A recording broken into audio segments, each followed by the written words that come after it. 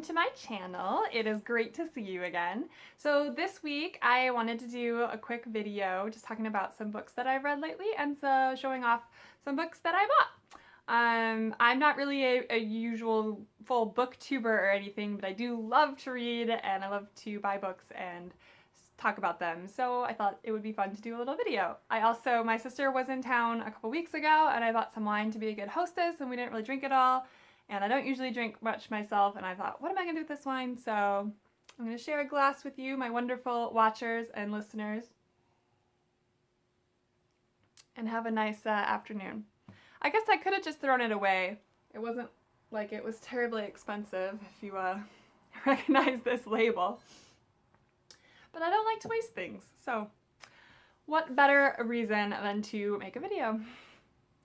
So first I want to talk a little bit about some books I've read recently. The first one is a series of an essay collection that is called The 11th Draft, and it's edited by Frank Conroy.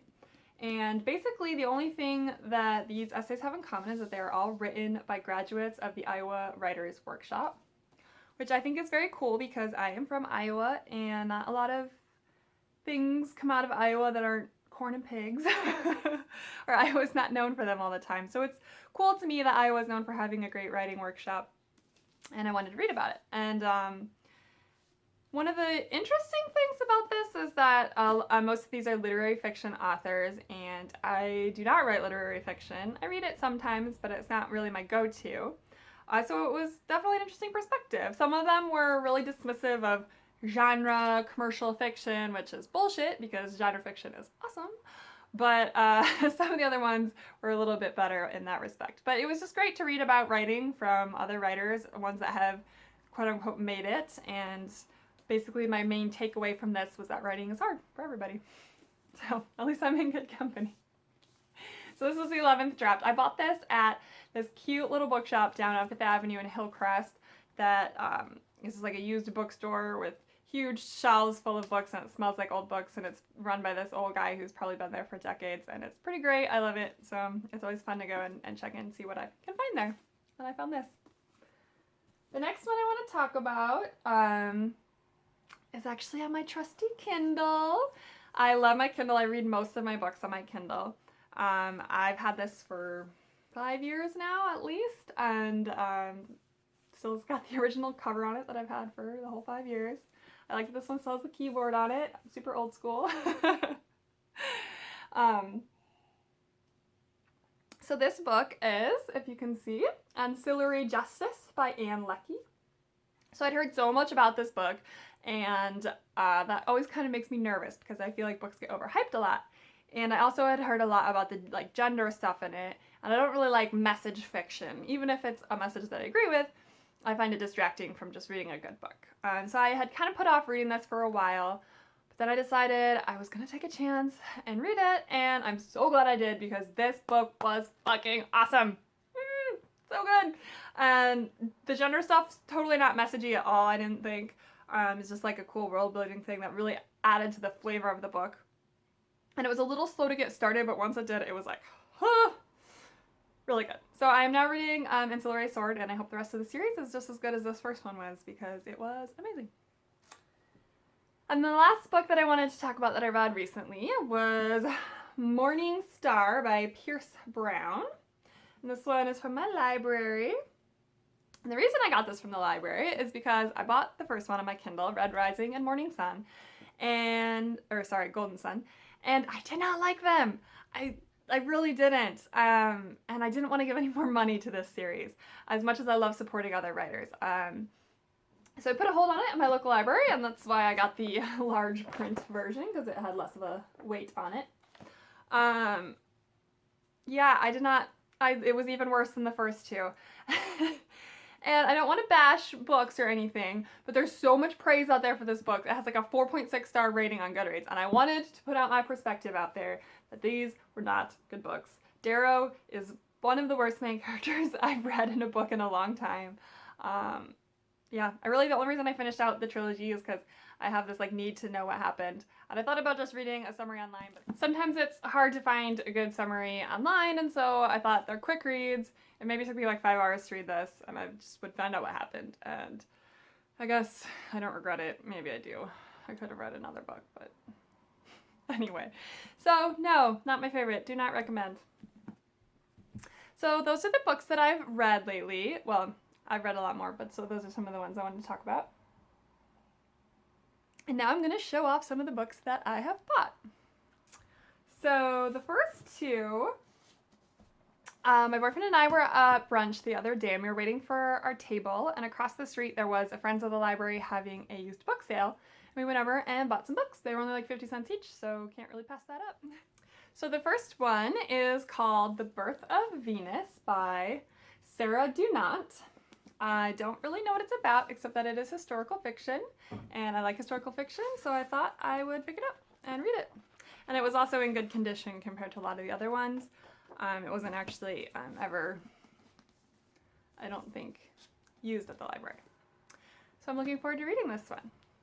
And then I also got this book called The Glass Books of the Dream Eaters by Gordon Dahlquist. I have zero clue what this one is about.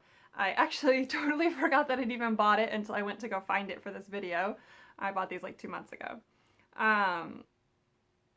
But obviously something about it appealed to me, and it looked cool, and again it was in pretty good condition. And for 50 cents, I can't really say no to that. So I'm excited to read these when I get a chance. Who knows when that will be. So then this one is not one that I bought. It was actually a Christmas gift from my father, and it's called Does Santa Exist? A Philosophical Investigation by Eric Kaplan. So and there goes a little note that my dad wrote me inside. So my dad is a philosophy professor, and so he likes to talk philosophy with me, and I've always kind of loved it. When I was in 5th grade, he bought me the book Sophie's World, which is still one of my favorite books, and I have read it many times. So he likes to read these books and then pass them along to me as gifts, and it leads to some pretty good conversations. And I think this is really interesting because I'm an atheist, but my dad's a Christian, so I could certainly see how this would lead to very interesting discussions the next time we see each other. So I'm excited to read this one.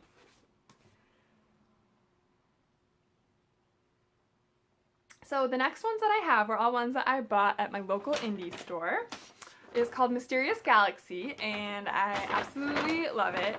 They specialize in science fiction and fantasy, and I believe mystery and horror, although I do not read those because they keep me up at night. But yeah, they're super cute. They do readings and signings a lot, and if you're ever in San Diego, you should totally check them out. I think they have an LA branch, but fuck LA. So this is the bag that my books came in, which is super cute. It says Think Outside the Books. I'm not sure how much sense that makes, but it's cute. And then this side, which I love, says Peace, Love, Books. So very cute bag. And inside the bag, even better. This book is called Rainbow's End by Vernor Vinge. And I picked this one up because it was actually the book of the week on an episode of Writing Excuses that I was listening to recently when I was out running, which means that it's probably an episode that's like a year old. I'm really behind on podcasts. But they had really great things to say about it, and so that it was one of the focus of the podcast was hard science fiction and how to make it realistic. So they said that he did a really good job, which really piqued my interest, and I've heard just good things about it. So I'm going to read this one, and then if I like it, I'm probably going to check out his series, which I believe is called A Fire Upon the Deep. But this is Rainbow's End by Vernor Vinge. So the next one I got is a paperback of The Martian by Andy Weir. Unfortunately, it has this little non-removable thing that says, now a major motion picture from 20th Century Fox. I know, I've seen it. So I have not read the book, but I did see the movie.